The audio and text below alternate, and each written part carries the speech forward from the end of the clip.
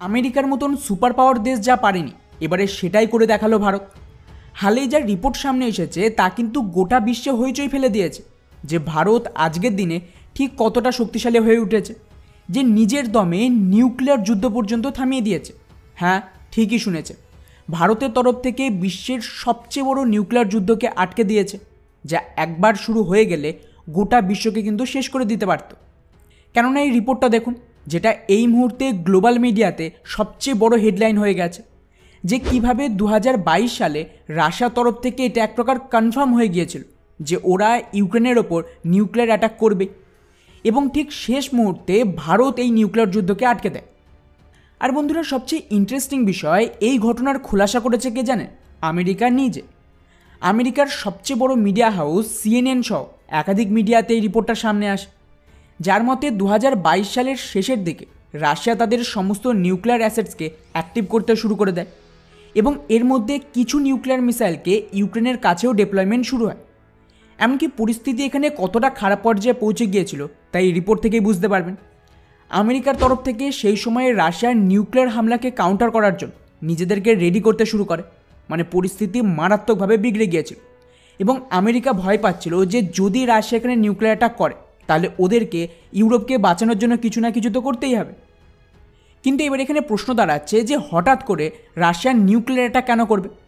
তো বন্ধুরা, এই সব কিছুর পেছনে কারণ কি জানেন? কারণ হলো ডার্টি বম।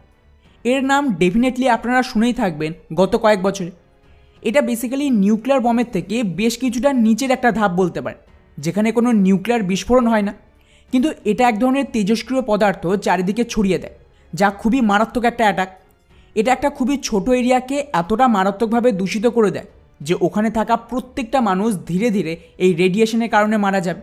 এখানকার মাটি, জল সব কিছু বসবাসের অযোগ্য হয়ে উঠবে, এবং বলতে পারেন যে ওই পার্টিকুলার এরিয়া সম্পূর্ণ নরকে পরিণত হবে।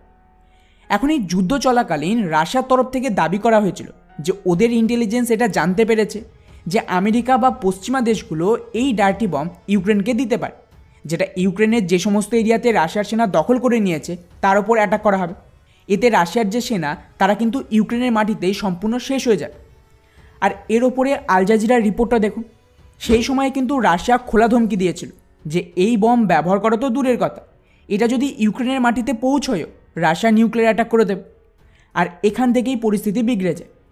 আমেরিকার ডিফেন্স মিনিস্ট্রির অফিসিয়াল রিপোর্ট দেখুন, ওরা পর্যন্ত সামনে এসে ক্ল্যারিফাই করার চেষ্টা করে যে না, ইউক্রেনে এই ধরনের কোনো ডার্টি বম নেই, আর না আমেরিকা এখানে ইউক্রেনকে এই জাতীয় বম ব্যবহারের পারমিশন দেবে। কিন্তু যেমনটা আপনারা সকলে জানেন যে রাশিয়া কিন্তু পশ্চিমা দেশগুলিকে বিশ্বাস করে না, তাই রাশিয়া এই কথা মানছিল না। এদিকে আমেরিকার ভয় ছিল যে যদি এখানে কোনো রকম ভুল বোঝাবুঝি হয়ে যায় আর ইউক্রেনের কোনো হামলাকে রাশিয়ার ডার্টি বম ভেবে ভুল করে, তাহলে কিন্তু যে কোনো মুহূর্তে নিউক্লিয়ার হামলা হয়ে যাবে। আর এই কারণে এই রিপোর্টটা দেখুন, যার মতে আমেরিকার প্রেসিডেন্ট জো বাইডেন প্রধানমন্ত্রী মোদির কাছে সাহায্য চায়, কেননা ভারত একমাত্র দেশ যারা এখানে হস্তক্ষেপ করলে রাশিয়া ভারতের কথা মানবে। ব্যাস, এরপরেই তড়িঘড়ি বাইডেনের তরফ থেকে প্রধানমন্ত্রী মোদিকে রিকোয়েস্ট করে যে ভারত রাশিয়ার সাথে এ বিষয়ে কথা বলো।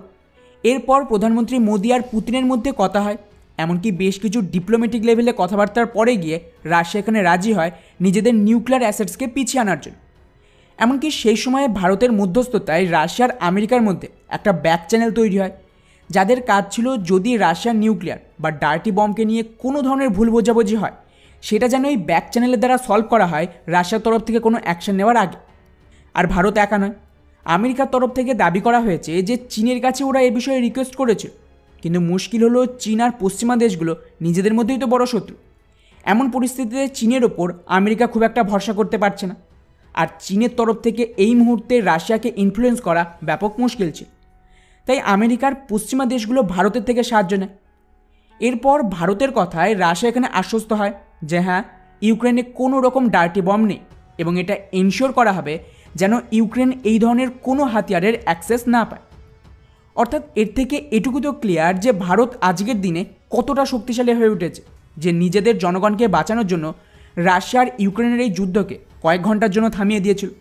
আবার সেই ভারতের জন্যই রাশিয়া ইউক্রেন সবচেয়ে বড় নিউক্লিয়ার হামলা থেকেও বেঁচে গেল।